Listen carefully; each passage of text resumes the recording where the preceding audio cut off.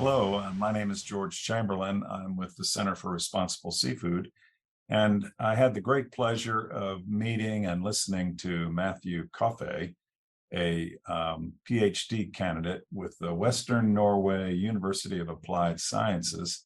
He's working on the green platform for offshore aquaculture of salmon in Norway. And he's also working on a very big collaboration, pre-competitive collaboration of various stakeholders to make this transformation happen. So Matthew, could you tell us a little bit about what's going on in Norway? Yeah, absolutely. Thanks, George. Yeah, so there's a lot of interesting stuff happening with aquaculture always in Norway, I think. But at the moment, we're seeing this growing awareness in the last few years that there's a need to look at other forms of production for salmon aquaculture as opposed to just this traditional inshore production.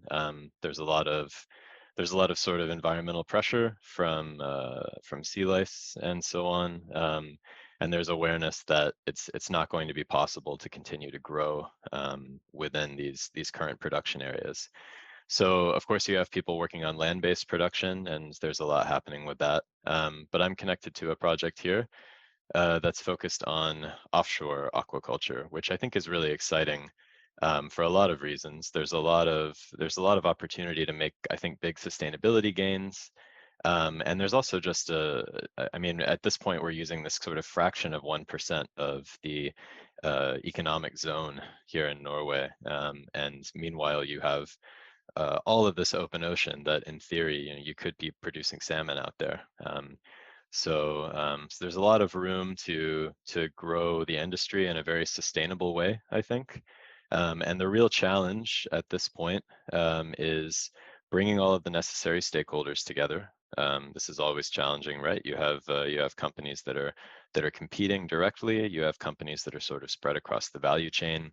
And then you have a lot of competence that has to come from researchers in various institutions, and you need to bring that into the fold as well. So bringing all these people together, getting them to work together, and then solving the challenges of offshore aquaculture, because this isn't really being done at scale anywhere, right? So this is very new. So with inshore salmon aquaculture, you have, very sort of comparatively anyway, calm weather systems. You don't have huge waves. You don't have these sorts of things to think about. You're relatively close to the shore, so your sort of logistics are relatively simple. You're not having to go very far to access cages and so on. And then when you start thinking about offshore, everything changes. You have these very high sort of significant wave heights. You have the potential for huge storm systems to hit the platforms, which is not just an issue for fish welfare and safety and so on, but also can just create kind of logistical challenges with needing to access these platforms in certain time windows and so on. So all of this has to be accounted for.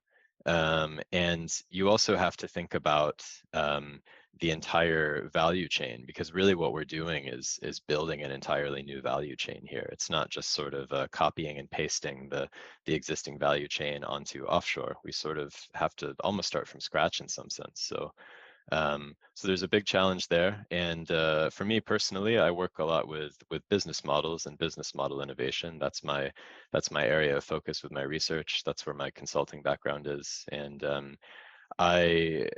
for me, I see a lot of opportunity for these companies in this new value chain to innovate on their business models in a way that allows them to make big sustainability gains if they can think at this kind of holistic high level, not just in terms of new technology and new product and process and so on, but the big picture of their whole business model and how it can be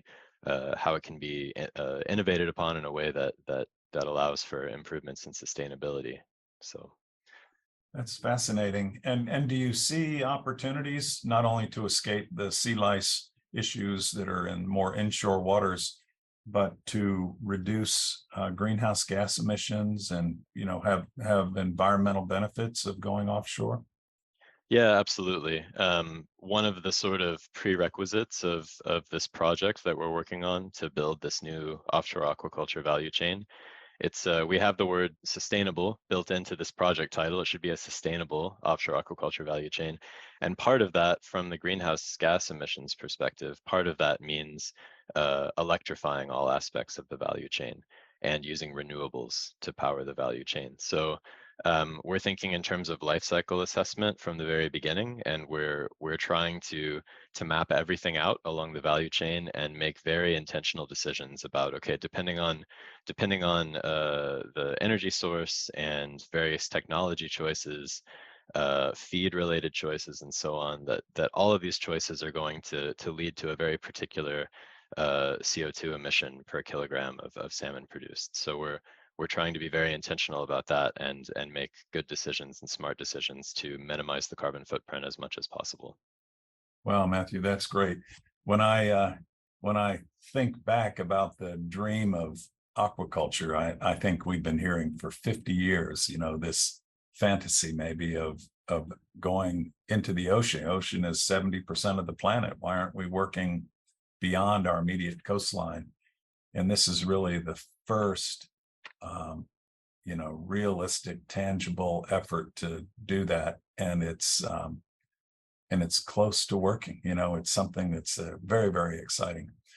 And the business model aspect that you mentioned also is exciting. Do you see possibilities to apply this perhaps to other forms of aquaculture outside of Norway?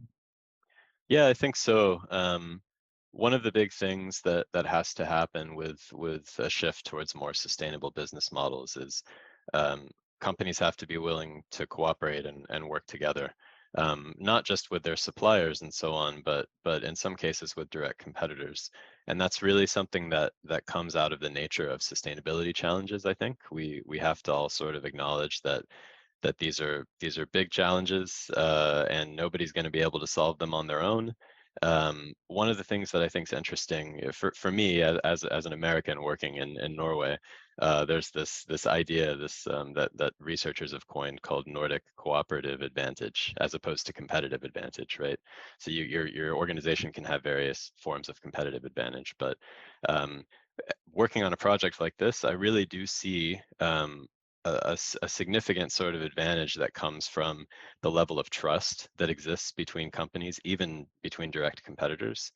And I think there's something really, really valuable there that allows for new forms of collaboration within these new business models. So so I hope that's something that can translate into other contexts, so that people can be willing to work together towards some of these sort of common goals that we all have to reach, whether you're talking about the SDGs or whatever. We have a lot of work to do, and the best way to get there is to work together. So yeah. Matthew, thank you so much. You're such a model, and Norway is such a model. I think you're in the ideal place, and the skills you're working on there have so much application around the world. So looking forward to working with you on other projects in the future. Thank you Yeah. so much, and thank you for sharing your knowledge with us.